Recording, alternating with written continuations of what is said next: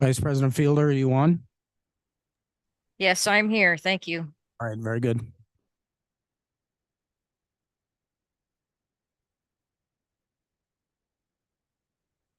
Good morning.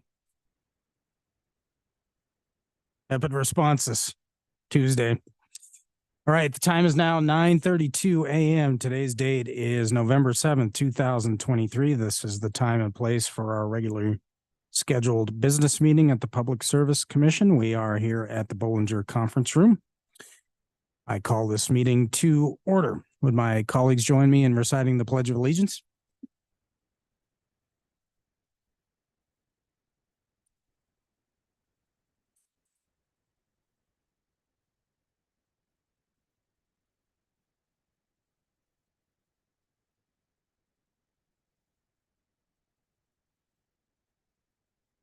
All right, thank you, colleagues. I would note for the record that present in the Bollinger Room this morning are Commissioner Pinocci, myself, and Commissioner Jake. No, so we will move on. We do have one change to the agenda this morning. Work session item number 3, which is the Blue Book Committee. We're going to defer action on tranche 3 Blue Book revisions to a later scheduled business meeting date. With that being said, let's move right into our action items. Action item number 1 is approval of the commission minutes for the week of October 30th, 2023. Is there a motion? So moved, Mr. Chairman. Commissioner O'Donnell has moved to adopt the minutes for the week of October 30th, 2023. Is there a second? Commissioner Pinocci has seconded. So we have motion and second. Any changes, revisions, edits to the draft minutes? Seeing none, all those in favor of Commissioner O'Donnell's motion to approve the commission minutes for the week of October 30th, 2023 as written, signify by saying aye. Aye. Aye. Aye. All those opposed signify by saying no. Seeing no opposition, motion carries 4-0. Work session, we'll move right now into our work session items. Work session item number 1 is docket 2023.09.085. This is a commission initiated matter. We're here to consider the repeal of optional filing standards as contained in Montana Administrative Rule 38.5.601 through 611 to consider issuing a proposed notice of repeal regarding the commission's rules. Ms. Webster. Good morning, President Brown and commissioners. Before you is a notice of repeal that has been drafted by staff. This is regarding optional filing standards for electric, gas, water, and sewer utilities that was initially implemented in 1992. This is part of a larger house cleaning of the commission's rules. As you may recall, at the business meeting on September 26th, the commission approved a draft notice of proposed repeal regarding these rules. There was a 28-day comment period after the proposed rulemaking was published in the Montana Administrative Register. And after that period, no comments or requests for a public hearing were received. This is the next step in the rulemaking process if you issue this draft notice of repeal. Accordingly, staff recommends that the commission approve the draft notice, authorize staff to file the notice with the Secretary of State's office, and make any non-substantive edits as recommended by the Secretary of State's office. All right. Thank you, Ms. Webster. Is there a motion? Commissioner Pinocci. Thank you, Mr. President. I move that we accept staff recommendations. Is there a second? Second. Commissioner O'Donnell has second. So we have a motion and second. Discussion? Draft notice of repeal and authorize staff to file the notice with the Secretary of State and to make non-substantive edits. Signify by saying aye. Aye. Aye. All those opposed signify by saying no. Seeing no opposition, motion carries 4-0. All right, thank you, Ms. Webster. Easy morning for you. Work session item number 2. This is docket 2019.10.076. This is CED Wheatland Wind LLC. We are here to consider the petition of CED to set terms and conditions for qualifying small power production facilities pursuant to MCA 69-3-603. This matter is on remand from the Montana Supreme Court. We are here to discuss and act upon a draft order on the issues as remanded back to this agency by the Montana Supreme Court. Mr. Poco. President Brown, Commissioners, good morning. Before you today is a draft order on proportional allocation of network upgrades in docket 2019.10.076 concerning the CED Wheatland Wind LLC, CED Ponderay Wind LLC, and CED Teton Wind LLC. Together, we'll refer to them as CED.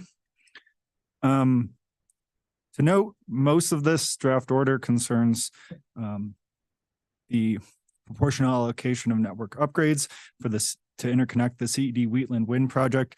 However, one of the issues does affect all three of the projects. As President Brown noted, this issue is on remand from the Supreme Court. There's three main issues that this draft order resolves.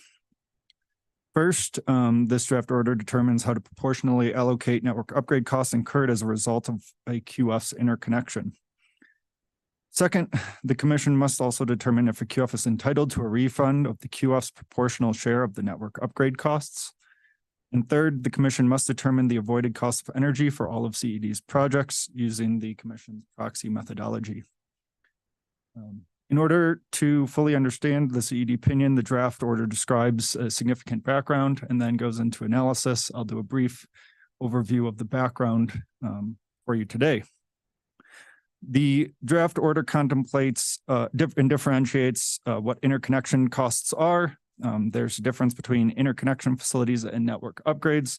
Interconnection facilities are typically defined as sole use facilities. Those only able to benefit the interconnection of a project, while network upgrades are larger network upgrades that benefit more than the individual QF in this instance. Turning next to the geography of the Wheatland interconnection. The Wheatland interconnection is in rural Montana, where the transmission system is primarily built for small loads serving a sparsely populated area. Turning to transmission planning, throughout the docket, Northwestern submitted the 2019 and 2020 plans to the Commission, transmission plans to the Commission. Throughout the proceeding, Northwestern distinguished between generator interconnection studies and local transmission planning required by FERC Order 890, and that is discussed further within the draft order. Turning to payment and refund of network upgrade costs, the draft order discusses the three different ways that costs are recovered for interconnection projects. First, it identifies how Northwestern recovers network upgrade costs required by its own generators. That's done through the rate-making process and a prudence review by this Commission. For non-QF independent generators, those projects pay upfront for the network upgrade costs. They receive a credit through OAT rates for through a period up to 20 years, although it can be as short as 5. Once operational, an independent non-QF resource typically receives the credit on a dollar-for-dollar basis against its payment for the transmission services through the OAT. That ensures that non-QF generators pay once for the upgrades, network upgrades. If those generators did not receive a credit in their transmissions rate, they would effectively pay twice for the network upgrades, once upfront and once more through the rolled in cost of network upgrades and the transmission services. Essentially, in summation, the network upgrades typically costs are typically shared by non-QF generators through the OAT rate. So it's the OAT rates takes all of them and combines them and then charges all of the transmission customers. QF generators, however, are different than both of these preceding two. Previously, the draft order contemplates how the Commission used to assign interconnection costs before the court's order on remand in CED Wheatland. It also describes the two particular out-of-state dockets that have addressed network upgrade cost allocation. in an Oregon PUC docket, which was an investigatory docket undertaken by that commission. It took over 2 years for them to go through that analysis. And the Oregon PUC determined that the QFs are assumed responsible for the network upgrade costs. And then they stopped at that. They did not proceed to a proportionality analysis in that docket. Conversely, there was a Georgia PSC docket that determined the utility was responsible for all the network upgrades. In that docket, they assumed there was a system-wide benefit to the network upgrades caused by QFs. However, those show kind of the broad ends, either full assumption of responsibility or full assumption that there's benefits. However, the commission here in this draft order is supposed to proportionally allocate those costs. So turning to more so the issues here, again, the CED Wheatland interconnection studies first identified a 230 kV line from Broadview to Great Falls. Subsequently, there was an arbitration process and a restudy, which then identified a shortened 230 kV line from Wheatland to Broadview. So that essentially brought the cost down from 270 million, which was what was the network upgrade costs in the underlying proceeding, to about 76 million, which is the current disputed costs in this case. Finally, in the background section, the draft order discusses FERC Order 881. Staff found it necessary to discuss FERC Order 881 because CED argued Northwestern's transfer capacity analysis dismisses the CED advocacy that emergency ratings should be used as the denominator. Excuse me.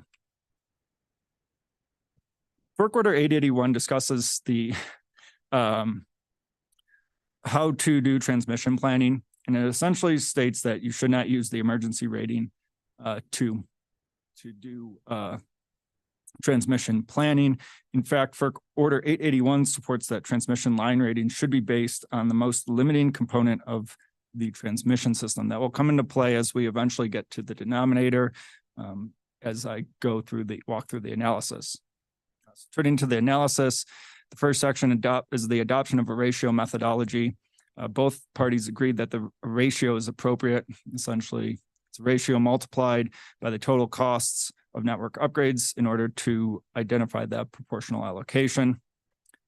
Both parties also agreed that the numerator should be 75 megawatts because that's the maximum capacity of the CED Wheatland project. However, the parties did disagree on what the denominator should be. CED advocated for the thermal ampacity as the denominator, meaning the thermal rating of the 230 kV line. CED provided several options ranging from approximately 478 to around 600, again, in megawatts as the thermal rating. Northwestern advocated for a methodology using the newly available transfer capacity of the new line identified in the system impact study. Again, that 230 kV line from Wheatland to Broadview. This methodology was developed using Northwestern's typical transmission study process, plus Northwestern injecting energy at 5 megawatt increments to find the next limiting element in its transmission system. Northwestern did develop the 5 megawatt injections to comply with the court's order in CED, and that was the only derivation from their typical transmission planning. Essentially, what the next limiting element does is identify where and at what capacity another upgrade would be necessary to broaden the carrying capacity or the transfer capacity of the new line. The draft order finds that the Northwestern's methodology is preferable because it is consistent with transmission planning and identifies the next limiting element. And it also, this draft order concludes that Northwestern's methodology does comply with the court's order in CED Wind to proportionally allocate the costs. The draft order recommends approving a methodology, not an exact number. The exact number in this case, based on the record evidence, was 90 megawatts. However, as discussed in the next few sections, restudies may occur. So a methodology would be important because if a restudy occurs, that denominator is subject to change. Turning to the subject to change, the draft order contemplates using the Northwestern LGIP, the large generator interconnection procedures. Go ahead. Excuse me, Dan. You say is subject to change the denominator. Can you give an example of what would cause that to change? Certainly. Thank you. And that is laid out in the coming sections. So there may be an opportunity if parties disagree on how the system impact study was conducted. There's arbitration procedures and procedures to challenge the system impact studies. Those are generally within FERC's jurisdiction. And so based on a restudy, that number could change because the restudy would then change maybe what is necessary for the network, what network upgrades are necessary to interconnect CED Wheatland.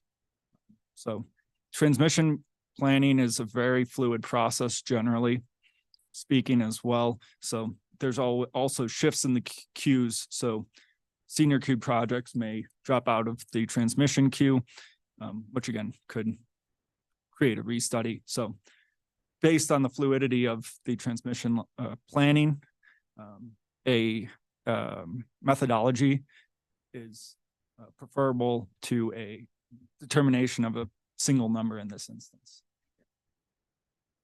That essentially goes through the next few sections. In the next few sections, as I mentioned, the draft order contemplates using Northwestern's LGIP, the large generator interconnection procedures, to guide the parties of how to resolve the disputes. The large generator interconnection procedures are procedures required by FERC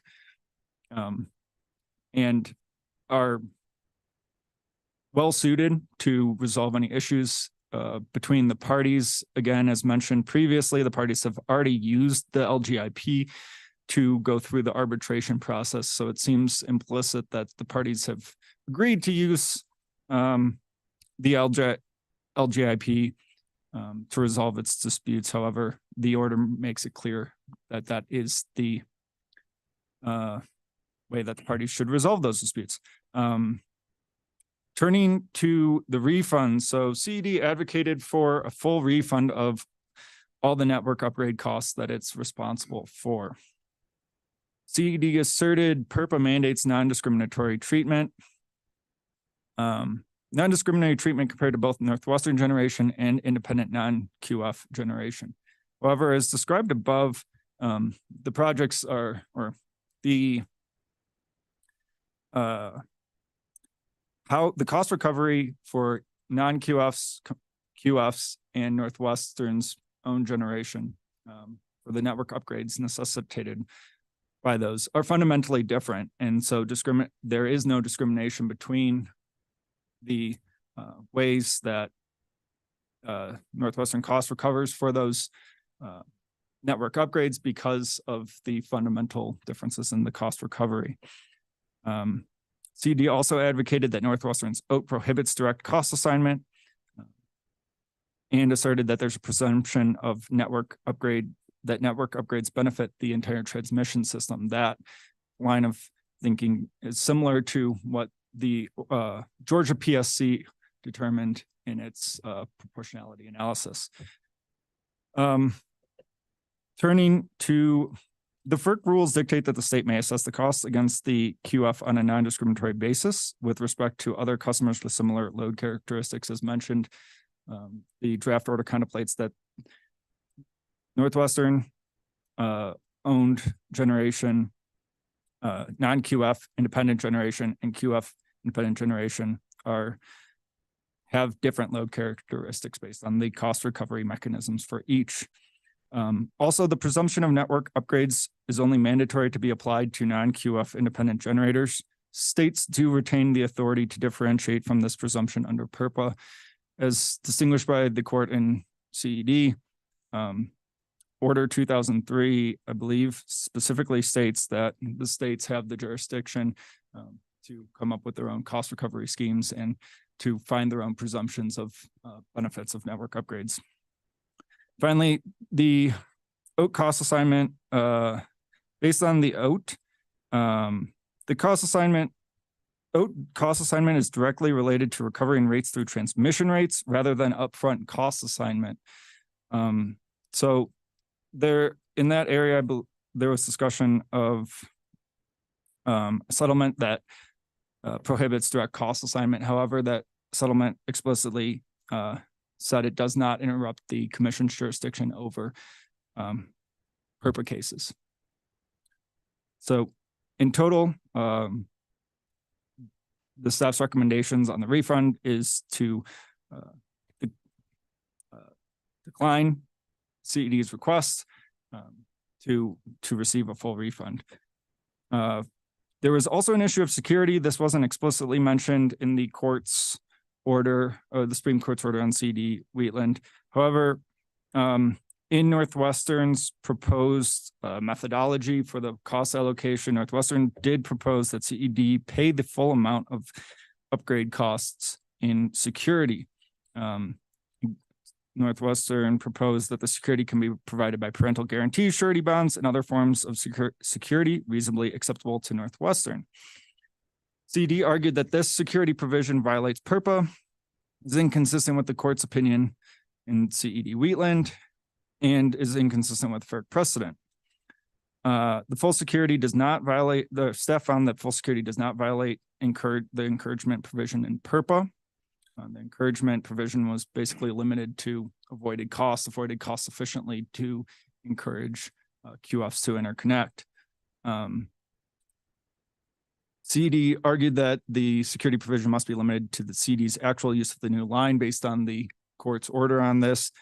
The court did not address, again, the security issue, and ultimately the cost responsibility for CED will only be the use, its proportional use of the new line. Therefore, it confirms with the court's order that they are only paying their proportional share when it's all said and done. Furthermore, the FERC precedent cited on this issue is non-binding and only relates to FERC-approved pro forma interconnection procedures and agreements, and again, are primarily looking at non-QF related issues. Furthermore, staff identified that there's a requirement in PURPA to keep ratepayers indifferent. The full security will keep ratepayers indifferent in the event CED does abandon the project. So make sure that there is some kind of funding while the project's being constructed. So again, staff recommends with security to adopt the methodology identified in Northwestern's proposal. And finally, in terms of avoided cost of energy, this will probably be the easiest time we discuss avoided cost of energy. The parties did agree to remind you, let's step back a second, to remind you the court gave a very limited remand on this issue, and this was discussed at the hearing. In the underlying proceeding, the commission had used its own methodology to find the avoided cost of energy. The court found that was reasonable. However, they allowed the parties to recalculate the avoided cost of energy for all three projects using the methodology that the commission used in the underlying proceeding. So it made it easy for the parties, and the parties agreed that the avoided cost of energy of $25.55 per megawatt hour was not a contested issue. This happened at the beginning of the hearing. The only things that did change on remand, which is part of that $25.55 per megawatt calculation, is a agreed upon carbon adder and a modification to the heat degradation assumption. It did only slightly change the avoided cost of energy. However, because this issue was agreed upon due to previous Supreme Court holdings, there's no jurisdiction to change matters that parties have agreed to. In sum, staff recommends that the commission approve the draft final order and allow for staff to make non-substantive edits as required for clarity. If there are any questions, I do understand. All right. Thank you, Mr. Poco. Mr. Dalton, anything to add? Mr. Templeton? Then waves off. All right, colleagues, I will move to approve the draft order as the final order. of the commission in this matter and to allow for staff to make any non-substantive edits as required for clarity. Is there a second? Second. Commissioner O'Donnell has seconded. So we have a motion and second. Discussion, questions? Commissioner? Mr. Thank you, Mr. President. Staff's recommendation saves the ratepayer millions of dollars of responsibility. Is that a fair statement? It would be. I mean, it is based on the record evidence, but in terms of the remaining proportional allocation that currently is left to Northwestern, or anything not assigned to CED would be left to Northwestern, which would be assumably recoverable in rates. So yes, it would most likely save ratepayers. Well, with all that explanation, I think it's really important anyone listening understands that staff's recommendation saves the ratepayers millions. So just want to point that out. Thank you. Vice President Fielder? Thank you, Mr. President. I want to commend staff for the excellent explanation and the thorough work on this and the commission as well. I'm sure they would find it, but just a note for the proofreader in the table of contents, the final item in the table of contents in the draft order needs a little work.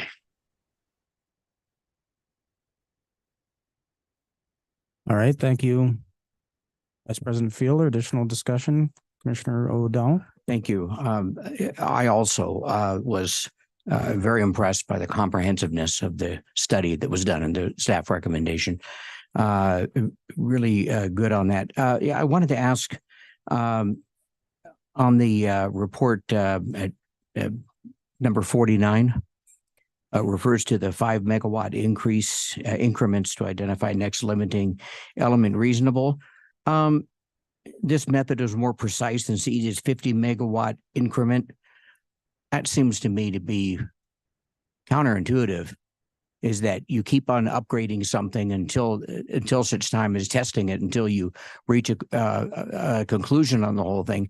50 megawatts seems like a jump that is without any basis and reason. It just struck me as that being incredibly odd. So I really appreciate the 5 megawatt increments on there, and the next limiting element that would, I think you mentioned that's like a substation, or it's just anything down the line, which would be.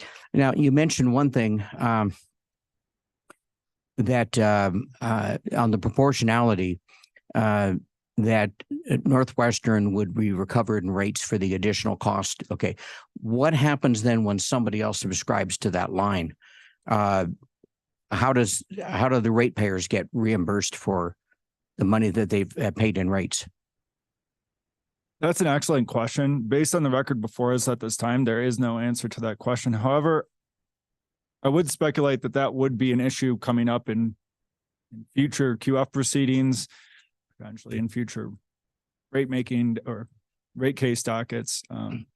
So it's to be determined, unfortunately, to answer your question with any clarity. Thank you.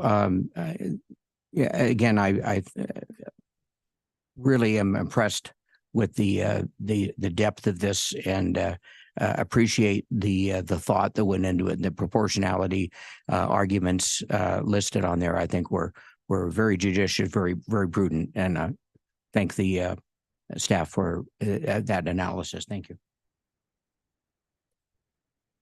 Additional discussion? Additional discussion? Mr. Poco, if you could, in 2 minutes, give a summation based on Commissioner Pinocchi's question as to how the process works in practice for network upgrade costs. And what I mean by that, of course, is that you have a QF that decides to build a facility, go from there. Can I clarify? Are you, President Brown, are you looking are you asking about how a QF decides to make siting decisions? Are you looking how Northwestern recovers those costs? To the latter. Well, I mean, both, right? Because the interplay, Mr. Poco, correct, is that both of those questions are interplay because the QF is the one, is it not, that makes the siting decision? Correct. And so what incentive does the QF have in terms of minimizing cost when looking at a siting decision, and then please proceed from there. Thank you, President Brown, commissioners. The draft order does contemplate this, generally speaking, when the draft order just where it distinguishes between QF, non-QF, and Northwestern Northwestern generators necessitated network upgrades. Essentially, when it is Northwestern's generation, they're incentivized to make prudent siting decisions because, again, it ultimately comes to the commission for a prudency review where the commission could determine that, if a siting decision was overly costly, they could suggest that it wasn't prudent and not allow Northwestern to recover it through rates.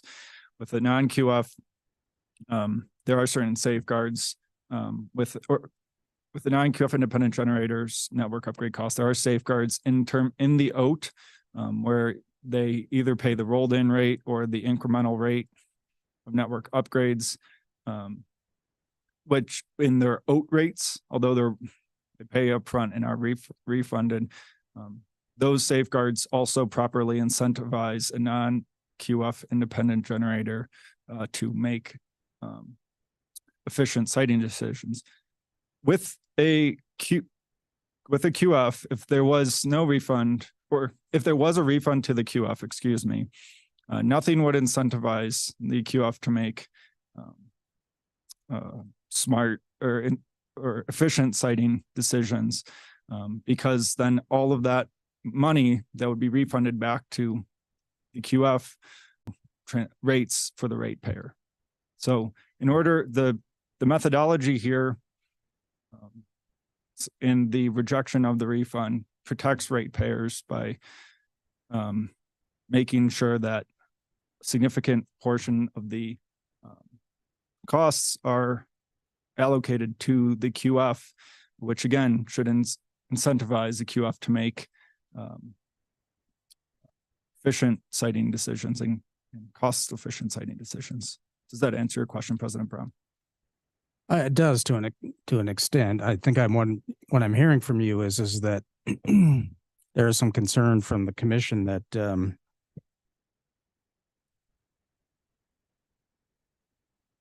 that as a result of the Supreme Court's decision and remand in this matter, that customers of Northwestern Energy or any other regulated utility that has a must-take option may bear the risk of paying for the cost of facilities that never come online. Is that correct, Mr. Poco? President Brown, commissioners, that's correct. I would say that the draft order comes to comport with the court's order in CED, as well as comport with the general rate making principles that we've discussed here, to the best of the abilities to mesh the two. Okay. Mr. Poco, in your presentation, you mentioned the Oregon PUC had undertaken a multi-year evaluation of the treatment of network upgrade costs for QFs, correct? President Brown, commissioners, that's correct. And I believe that the Oregon PUC concluded that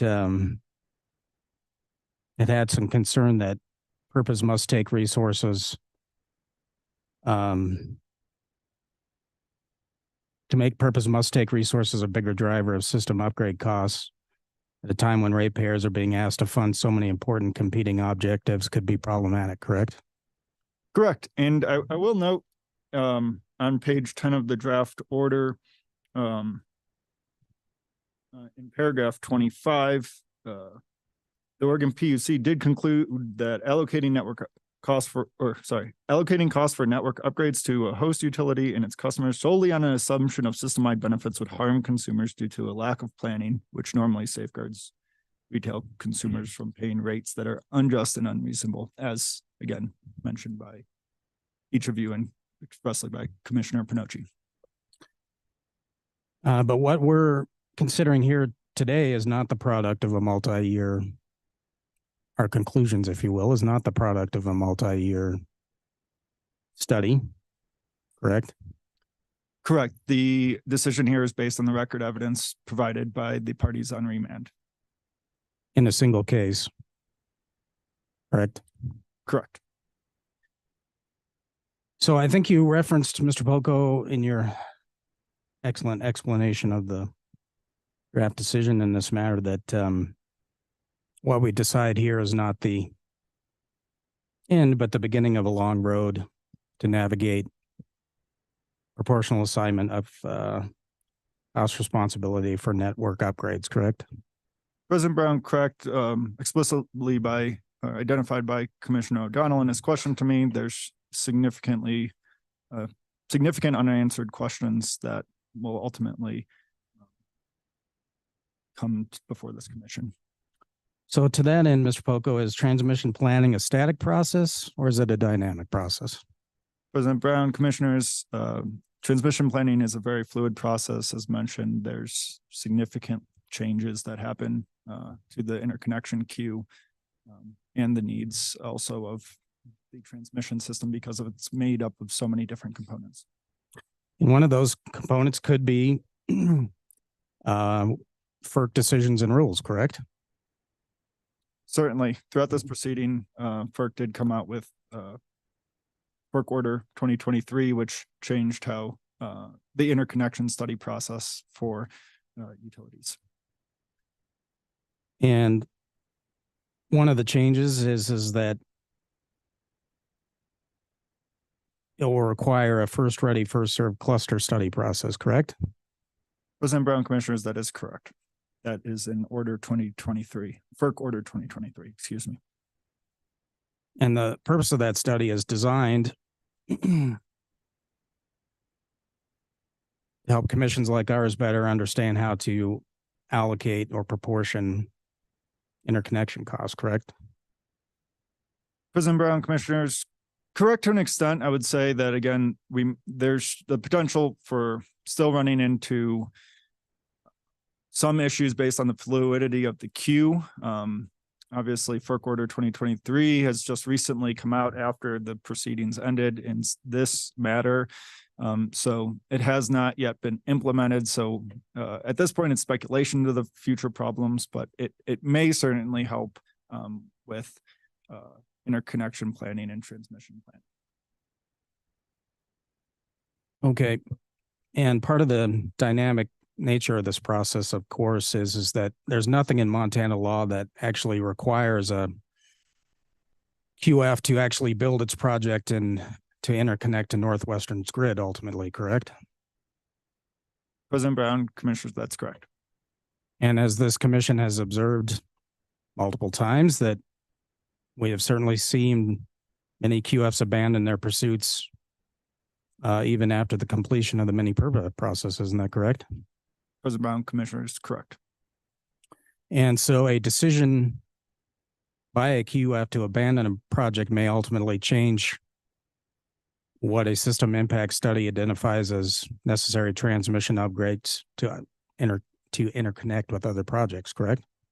Correct. And it may affect junior queued projects as well, based on their interconnection studies. So it wouldn't just be solely to how it affects their own decision, but it affects all the interconnections in the queue. So again, this is not a static process, but a fluid process, correct? President Brown, commissioners, correct. And I think Commissioner O'Donnell hit on an extremely important point or question.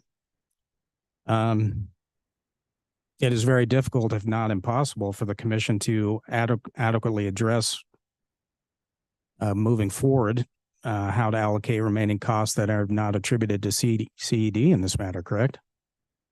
President Brown, Commissioners, correct. There was nothing in the record evidence that discussed, the future allocation. It was solely focused on the cost allocation for CED, and specifically the CED Wheatland project. All right, thank you, Mr. Poco. So with those series of questions and interplay included, I will be voting, colleagues, for the motion to approve the draft order as the commission's final order in this matter. First, the order is clearly supported by the record evidence in this matter. This evidence was developed during the public hearing held in this matter, which was a multiple day hearing, as well as through extended briefing, which gave all parties the opportunity to make argument and provide sufficient evidence as required in order for us to develop this order. Second, the order fully addresses each of the issues raised on remand in this matter. But with that being said, I will be writing a concurring opinion that will detail and discuss the present and future difficulties associated with complying with the Montana Supreme Court's directive that network upgrade costs be proportionally allocated. It is not a static process. It is a dynamic process. This is an area that is in regulatory flux, given ongoing FERC rulemaking and wide diversions in how our sister states are treating up network upgrade costs.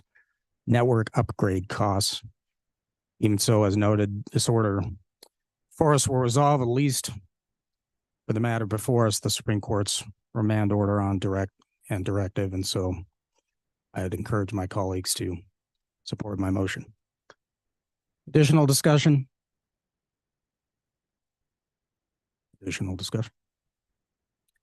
Seeing none, all those in support of my motion signify by saying aye. Aye. Aye. All those opposed signify by saying no. Seeing no opposition, motion carries 4-0. Mr. Poco, thank you for your work on this matter. Very much appreciated, particularly coming off a very heavy workload that we've had lately. All right.